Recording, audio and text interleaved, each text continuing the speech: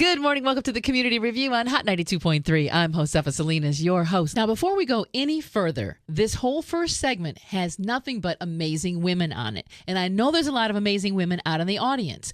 Latina Style Magazine is having their amazing business series this Thursday right here at the Hilton Universal City. I've got a few seats left at my table. If you would like to come and spend a day going to different workshops, going to an amazing luncheon, sitting at my table and having a great time with me at the Latina Style Magazine Business Series, email me right now at josefasalinas@aol.com, and you and a friend will be right there with me. I only got a few seats left, so make sure you email me right now. Now, moving along, everybody knows how much I love books because you guys hear me talking about it all the time. One of my favorite books, and I am not kidding, I was so excited that I came in on my day off just to get the people on the phone behind this amazing series. Fancy Nancy is the book, and the new book is Fancy Nancy and the Mermaid Ballet. On the phone with us, Robin Glasser. Good morning. Hi, how are you? I am so good. Let me tell you something. I was the hit of a pre-K class yesterday when I took this book in, and the girls were like, oh, Fancy Nancy. I said, and this one you haven't read yet. The teacher was just like, oh my gosh, what do you have? I said, it's Fancy Nancy, don't you know? Oh, what a doll. Thank you so much for doing that. I love Fancy Nancy. And you are the illustrator, is that correct? Yes, I'm the illustrator, and Jane O'Connor is the author of the series, and we have about almost 50 books out now. This is the latest in the series, and it's about the sixth picture book. Mm-hmm. But we have so many different levels of these stories of Fancy Nancy, and I have loved working on this series from the beginning.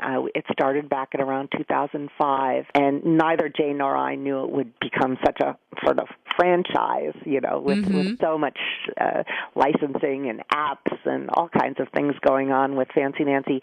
But it's been incredible to do the visual side of it. I feel like every time I get a new manuscript, it's like working on a sitcom, like working on Friends, where I love these characters and I like to see the latest hilarious adventure that they get into. So this one is a wonderful story. Yeah, it is. The Mermaid Ballet. It's just, Nancy's this poor little thing doesn't get the part she wants in the beginning, and then all of a sudden, there it is. Well, she still doesn't get the good part, does she? Right? Yeah, well, we don't want to give right, we don't want to give it away too much. But this story is about something that's common to all of us, which is that green-eyed monster, jealousy, that we all want things that maybe we don't get, but how to make the most of it in the end. And there's always a way to turn a difficult situation into a happy one if you look for the bright side, and which is sort of the message in all of the stories, which is that the glass can be half full if you just make it. Exactly. And one of the things that I think is so appealing about Fancy Nancy is that, when I saw it, I was just tickled and couldn't wait to read it, because I don't care how successful, how powerful, how established you are as a woman. Inside of you, whether you like it or not, is a little girl. Absolutely. And if you allow her to come out, I can tell who knows their little girl inside when I show them the book and they get that sparkle in their eye and that smile on their face, and they're like, oh, this is fabulous. I know that little girl exists, and how wonderful as a grown woman to still recognize your little girl inside. Am I a grown woman? I Uh-oh, sorry. I still feel like I'm 5. Well, I'm sure this helps. Me young. Yeah, definitely. Now, tell me about the new app. Well, let's see. This is the second one. It's called Explore Extraordinaire. The first one came out in December and did so well, they put out the second one. The first one was Dress Up app. And, Nancy is so creative, and I'm able to make all these crazy outfits and ensembles, as Jane says, the fancy word for patchwork outfit for Nancy. And so with this app, you're able to dress her into all her crazy outfits. And in the second one, Explorer Extraordinaire, you're able to go into Nancy's world. And I have to tell you, Jane and I are older women, and we are both technically challenged. So to see how these young app creators have taken my pictures and turned them on their head and made them three-dimensional, it's magic. Right. What they've done. They're incredible. Well, good. Well, that's going to be the next thing on my iPad is going to be the Explorer Extraordinaire, because I have little girls in my life, and they just love Fancy Nancy. They love, after they read the book, go get their tutus and their boas and their little high-heeled dress-up shoes, and it's just Fancy Nancy all around my house, okay? Oh, that's great. Well, my daughter, who's 20, is constantly saying to me, "Why couldn't you do this when I was a little girl?" And I said, "Well, Jane didn't write this for me 20 years ago." Well, thank you so much to you and Jane for this amazing Fancy Nancy series. It's beautiful. And the new book is Fancy Nancy, the Mermaid Ballet. I encourage you, go get it. Go get all 6 of them. They're amazing. But this one is particularly special. And I love the new app, Explorer Extraordinaire. Next time we talk, I'll tell you all about the fun I've had exploring with Fancy Nancy. Thank you, Josefa. Now, it's only fitting that now that we've talked to the illustrator about Fancy Nancy and the mermaid, I think that we need to get the author in on this conversation. Yes, Jane O'Connor is with us, and she is talking about the next step in the Fancy Nancy series. Of course, a chapter book. Good morning, Jane. Hi, Josefa. Good I'm so morning. happy to be talking to you. Well, it is so much fun having you here because I am such a huge Fancy Nancy fan. I tell you, and that's like a little saying that I have now. And anytime when I see this very special little 4-year-old, whenever she puts something on, she goes, "Yeah, how do I look?" I said, "Oh, very Fancy Nancy." Thank you for the free promotion. So let's talk about this.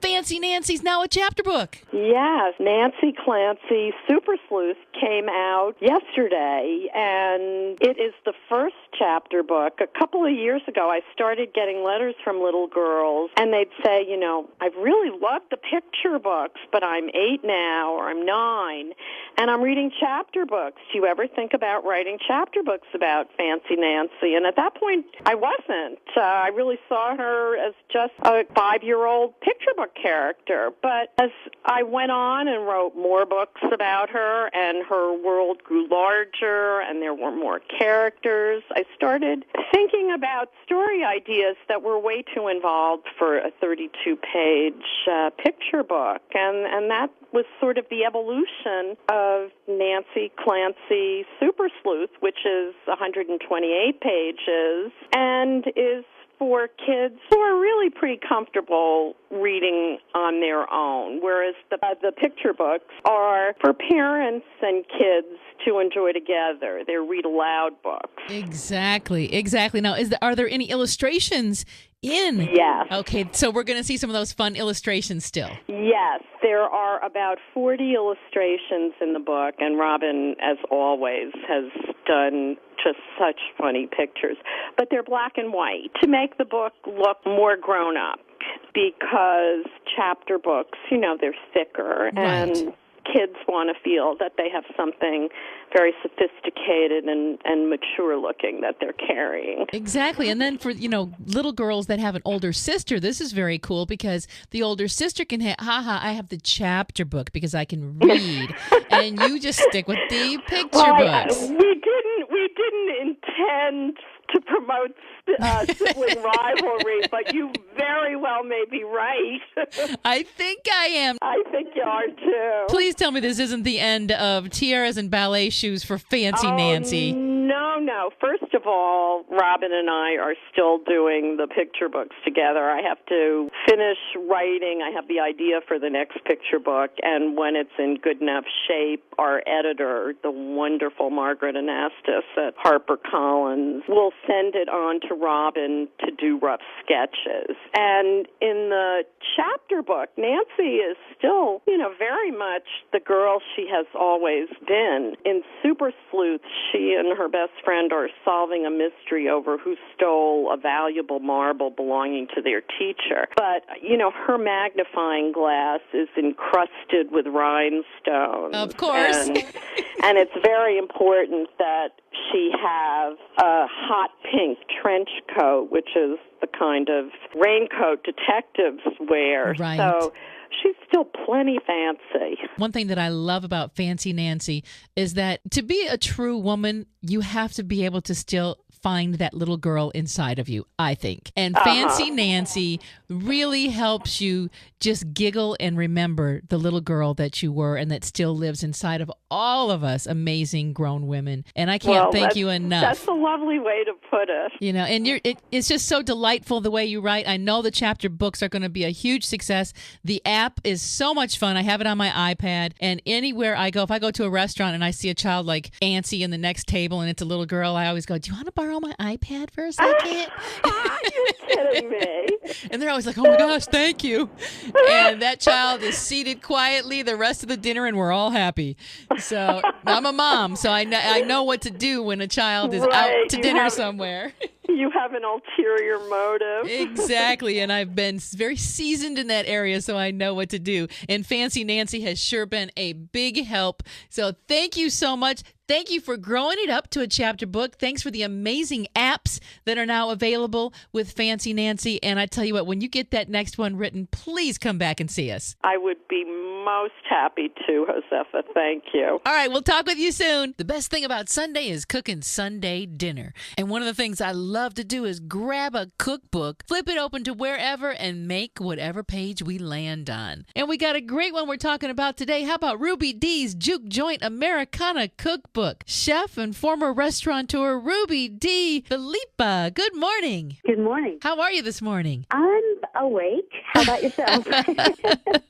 Well, I've been up for a few hours, so I'm definitely awake. Talk to me about this amazing cookbook, where you got the recipes from. I know that music and food are two of your favorite loves. Yes, they are. 2 out of many, actually. The recipes, for the most part, came from my head, although some of the foundations of some of the recipes came from old family recipes from way back, and they're just my takes on those recipes. Very good. Now, I understand that there was quite a life-challenging event that had you initially even start doing recipes, and that was a scooter accident that caused a little bit of brain injury there and some memory loss, and that actually writing recipes was part of what helped you get better. Yes. Actually, I've been cooking for a long time, and family and friends have been asking me for years to write down my recipes. And that's, a hard thing to do, because one day I'll make something a little this way, and one day I'll make it a little that way. So to write down a recipe one certain way was kind of like, okay, this is the only way it's made. And how I started writing them was I was in a scooter accident coming up on 5 years ago where I suffered a moderately severe head injury, and my language skills were really affected as a result of the accident. In fact, I could barely put together a few sentences, words to string into a sentence, let alone have this conversation with you like I'm having right now. And part of my cognitive therapy, I started writing stories to be able to access words. The problem that I had with language is I knew the word, and I could picture the thing, but I couldn't remember what the word was. I couldn't find it. It was like there was a wall between me and the word. And so to exercise my brain, I started writing stories out. And then I realized that as I was writing stories, I was cheating a little bit, because I would come up with another word that was similar enough to the word I was looking for, or I would use my thesaurus. And so I got the bright idea to start writing my recipes down that my family had been asking for so long, because you can't cheat with recipes. Cinnamon is cinnamon. Yes, it is. Right. You can't come up with another word that's similar to that. That red stuff, that's a little spicy. You might end up with paprika. Right, exactly. So after a few months of writing, I realized, maybe I've got a book here, because I was writing little stories to go along with each recipe to give my brain a little break. It was pretty exhausting. And then I finished writing what I thought was a whole book, shopped it around, found somebody to print it, and there you have it. Hopefully you've got a copy. Oh, I did. I tell you what. Tell us the story behind Kitchen Sink Salad. Well, Kitchen Sink Thanksgiving salad is what you do when you've got a whole bunch of different ingredients and you don't know what else to do with them and you need to use them up. So, it starts with your salad foundation, lettuce, tomatoes, carrots, whatever you've got, and then you go out to your garden and you figure out, okay, those peppers are going to start to turn. I've got to use up that squash. I've got to do something with that apple, whatever Right. you've got. And, I mean, you can put bacon in there. You can put pickles in there. You can put whatever you want. And I do. Actually, I put a little bit of everything, a little salty, a little sweet, and it's everything but the kitchen sink. There you go. Now, what made you put bananas and cheese together in a pie? Because it's good. Because I can, I get these cravings sometimes, and I want a piece of cheese and a piece of banana together for some reason, and no, I wasn't pregnant, but Right. And I love to bake pies, and I like making little empanadas and things like that, and I always look for different things to put inside of them that are interesting and fun. And one day I had some bananas and some cheese sitting out while I was doing something else. And I thought, why don't I was making some empanadas and I had the cheese and bananas. I'm like, I'm going to make some of those. And they were really good. So a recipe was born. Very good. You know what I'm trying this weekend are the bacon wrap dates. Oh, they're so good. The key to them, I know other people do bacon wrap dates. There are, I've seen it around other places, but it's the balsamic sauce that you put over the top that just makes them fly. Okay. Well, Ruby, I tell you what, whatever you did, you've done a great job with this book. I'm so glad that you put all of this down as recipes because I've had so much fun trying these recipes. The book is absolutely amazing. Ruby's Juke Joint Americana Cookbook. You want something good to cook for the family this weekend? Pick this book up. You can get it at Barnes & Noble, Amazon, hardcover, paperback, ebook, whatever you need. You can always go to rubysjukejoint.com, and I'll bet you there's some stuff there too. Isn't there, Ruby? Actually, yes. And if you buy the book directly from me, from my website at rubysjukejoint.com, I will send you a copy of the book signed with an additional recipe that's like a bonus recipe that's not included in the cookbook. Little something special. There you go. There you go. And I tell you, the margarita salmon is next on my list. Oh, it's not bad. All right, Ruby D, so glad you're better. Thank you so much for the cookbook, and my house is your house. You come back and see us anytime. Thank you so much, Josefa. Thank you. Oh, that makes me hungry just talking about it. Coming up next, he's won several medals in the Olympics, and now he's helping provide new directions for youth. It's all coming up next on Hot 92.3. Don't go away.